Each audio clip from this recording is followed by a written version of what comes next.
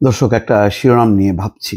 সেটা হচ্ছে সংস্কার প্যাকেজ ছোট হলে ভোট ডিসেম্বরে, আর বড় হলে ভোট আগামী বছর জুনে।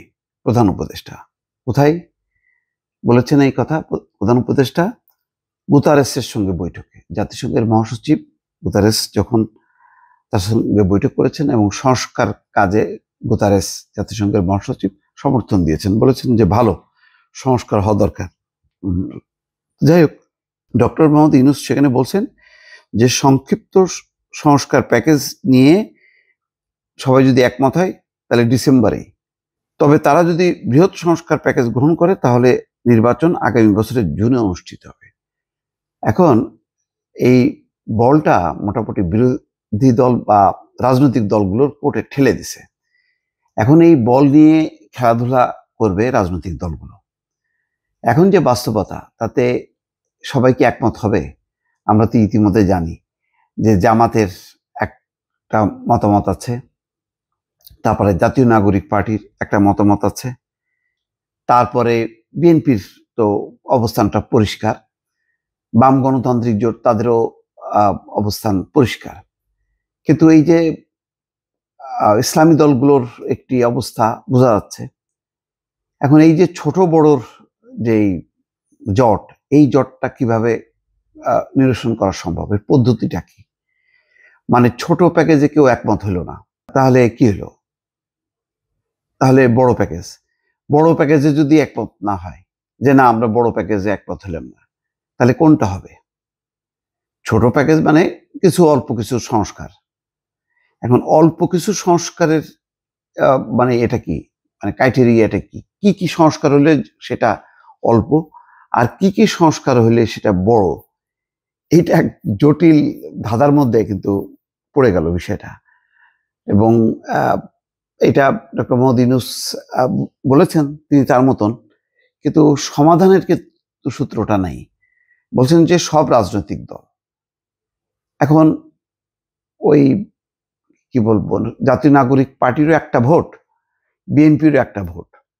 বিএনপি তো এখানে বড় দল হিসেবে তার মতামতটা মানে 80%, সেটাও তো কাউন্ট হবে না। আমার কাছে কেন জানি মনে হচ্ছে যে পুরো বিষয়টা বেশ একটা জটিল অঙ্কের মধ্যে মানে ঠেলে দিচ্ছেন ডক্টর মোহাম্মদ ইউনূস রাজনৈতিক দলগুলোর কাছে। বা বলটা যদি বলি যে তাদের কোর্টে ঠেলে দিল। এখন এই বলটা নিয়ে রাজনৈতিক দলগুলো কিভাবে খেলবে? পারস্পরিক যেই মতবিরোধ আছে, মানে মতদ্বৈততা আছে, সেটা নিরসন করা কি সম্ভব হবে? এখানে তো নানান পক্ষ আছে, নানান রকম তাদের স্বার্থ আছে, নানান রকম চিন্তা আছে। বিএনপির এক ধরনের চিন্তা নির্বাচন নিয়ে, আর নতুন দলের আরেক রকম চিন্তা, জামাতের আরেক রকম চিন্তা, ইসলামী দলগুলোর আরেক রকম চিন্তা। তো এইগুলোর আসলে মনে হচ্ছে যে খুব সহসাই সমাধান হবে। মির্জা আব্বাস বলছেন যে ইফতার পার্টিতে যদি সবাই আমরা একসঙ্গে বসতে পারি, তাহলে আমরা সরকার পর্যন্ত একসঙ্গে চলতে পারবো না কেন? কথা তো ওইটাই। এখন মানে ইফতারে খাওয়া দাওয়া একটা জিনিস, আর রাজনীতির অঙ্ক মেলানো, ক্ষমতার অঙ্ক মেলানো আর একটা জিনিস। সেখানে প্রত্যেকেই ক্ষমতার অংশীদার হতে চায়। এই যে নতুন দল যারা হয়েছে, তারা মনে করে ক্ষমতায় গেলে তারা তাদের মতন করে সংস্কার প্রস্তাব তারা বাস্তবায়ন করবে, পুরো সংবিধান পাল্টে দেবে, তারপরে যা যা তারা বলছে সেই কাজগুলো করবে। জামাত মনে করে যে ইসলামী শাসন ব্যবস্থা কায়েম করবে, তাদেরও এজেন্ডা আছে। মামুনুল হক, তাদের এজেন্ডা আছে। বিএনপির একটা এজেন্ডা আছে যে গণতন্ত্র আবার পুনঃপ্রতিষ্ঠা করা।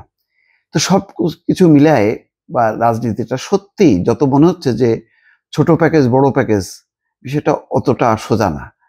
তা এইগুলোর ব্যাপারে আসলে কিভাবে নিরসনটা হবে, এটা কিন্তু বেশ একটা জটিল অঙ্কের মধ্যে পড়ে গেল। সবকিছু মিলায়ে নির্বাচনকে নিয়ে যে একটা রাজনৈতিক অস্থিরতা, সেই অস্থিরতাটা কিন্তু কমলো না ডক্টর মোহাম্মদ ইউনূসের এই বক্তব্যে, যে সমাধানটা কিভাবে হবে। এই যে সবাই একমত হবে, এইটা যদি ছেড়ে দেওয়া হয়, তাহলে কি রাজনৈতিক দলগুলো সিদ্ধান্ত নিতে পারবে?